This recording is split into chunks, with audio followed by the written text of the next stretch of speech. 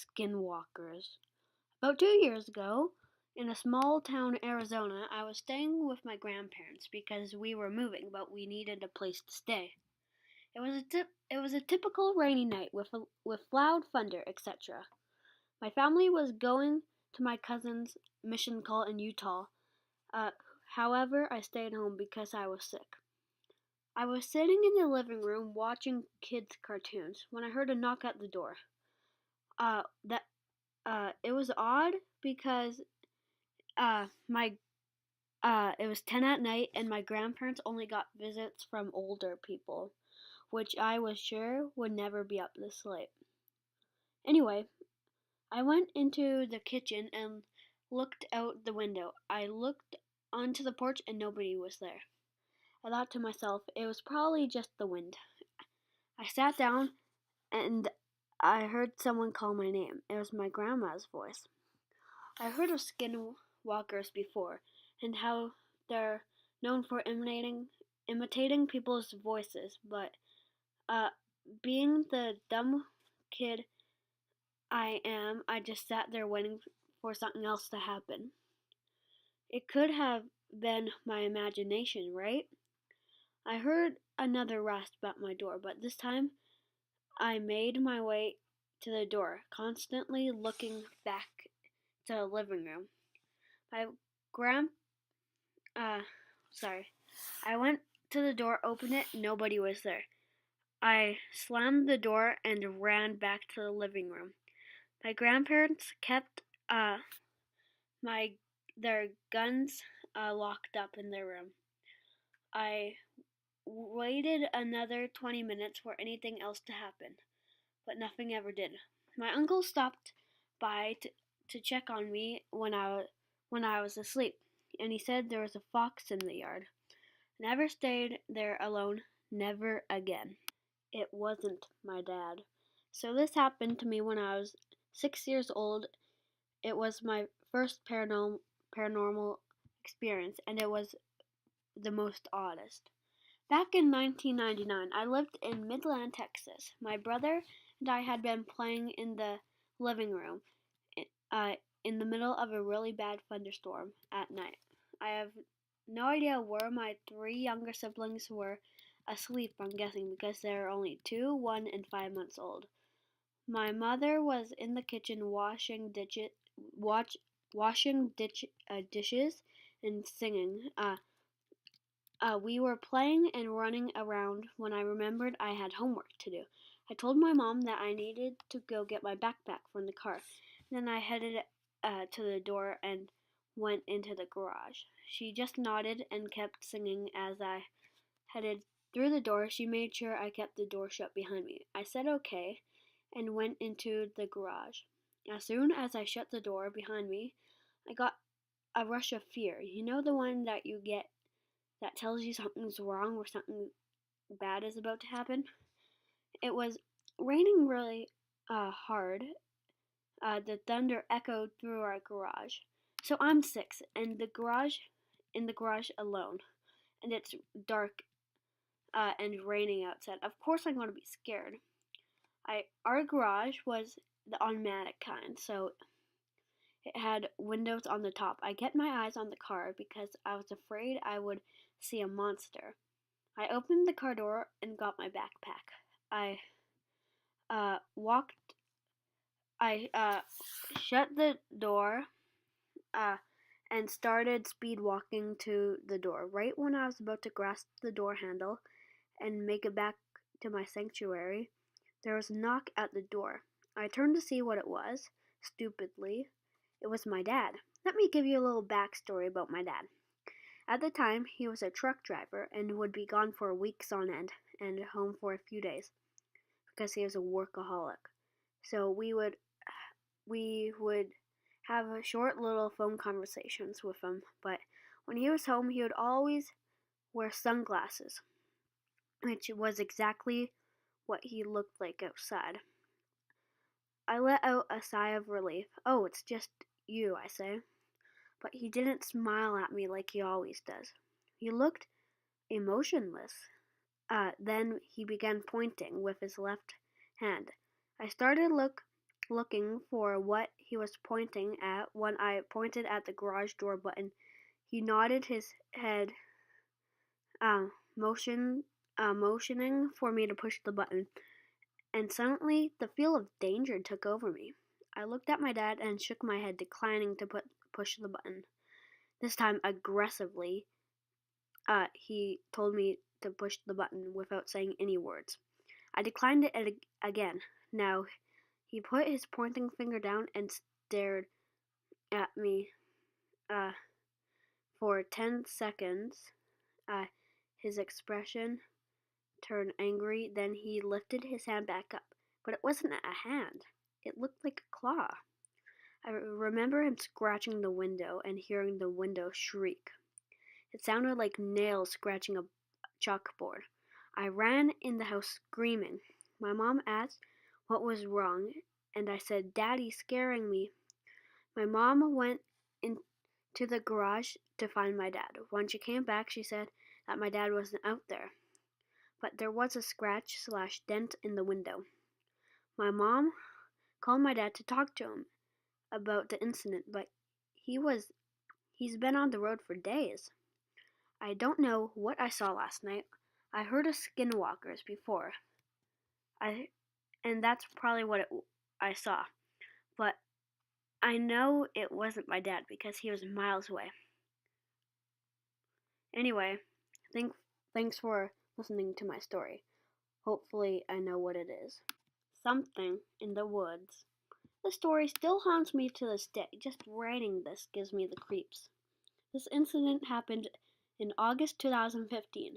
I had just finished college and was going for a 4-day camping trip with my friends. Mark has never gone camping before, so he was excited and also nervous. John has been camping several times, so if we get in a jam, he knows what to do, except for this incident. So, the following day, we pack up and leave. John has a secret camping space in a rural area of Vancouver. I know, big city, what can go wrong? If you haven't been to Vancouver before, the city has lots of deep forests away from the city. So when we were leaving the city, the time was around 4 o'clock. The drive takes about 3 hours to get to the camping spot. When we arrived, it was around 7:45 when we got there and with our stuff set up. Now this is Canada, so we didn't have any guns. But we did have our hunting knives. But I think if we didn't have any weapons on us, we probably wouldn't be alive. So we are all sleeping in tents. John, Mark slept in one tent, and I slept in the other tent. So at around 9 o'clock, I went to go get firewood. It took only 5 minutes to get wood worth 2 days. But the whole time, it felt like there were eyes watching me. The whole time, which was a little odd. So when we were at the fire, we kept hearing something moving around the campsite, which was a little odd because the noise kept circling around the campsite where a normal animal that would see us, watch us, and just run off. But this went on for hours. So at around 11:30, we all went to bed because the noise stopped and we were less creeped out. It took me a while to fall asleep because the moonlight was shining through the tent. When I finally fell asleep, I was awoken at some point by the sound of footsteps outside my tent. "Mark? John?" I asked. There was silence. Then I heard my tent flap start to open. I grabbed my hunting knife and said, "Mark, John, this is not funny." When my tent flap opened fully, I lunged at the beast, stabbing it with my knife.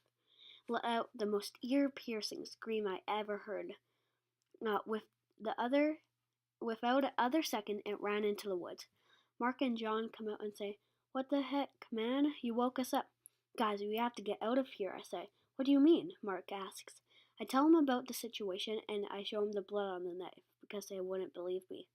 We run to our car, which is about 10 kilometers away because that's the only place we could park our car in the forest without getting the doors scratched and dented. About 4 kilometers into the run, John said, "Oh crap, I forgot my keys, which are in my bag, which is in the tent." So we run back to the tent. I stopped for a break because I'm not in very good shape. So running for about 8 kilometers there and back.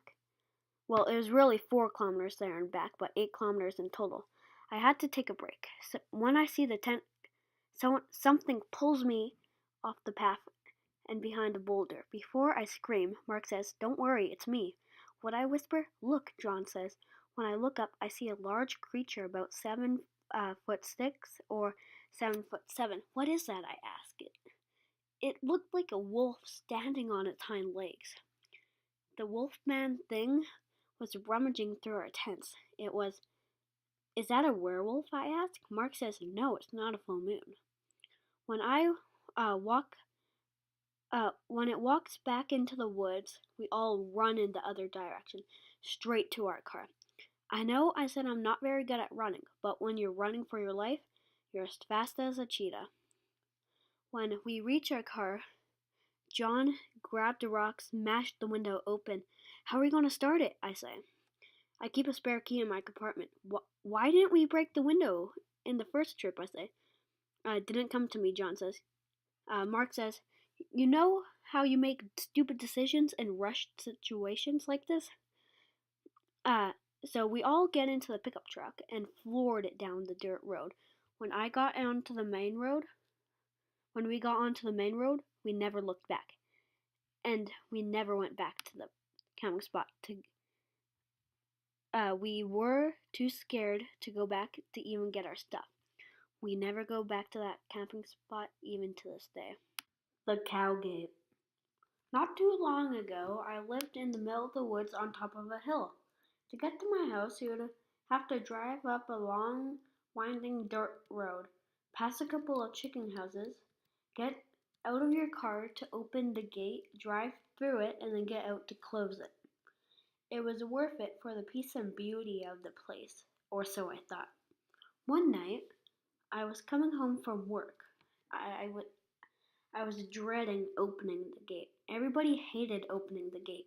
The only reason why it was there so the local farmers' cows wouldn't get out and escape into the woods.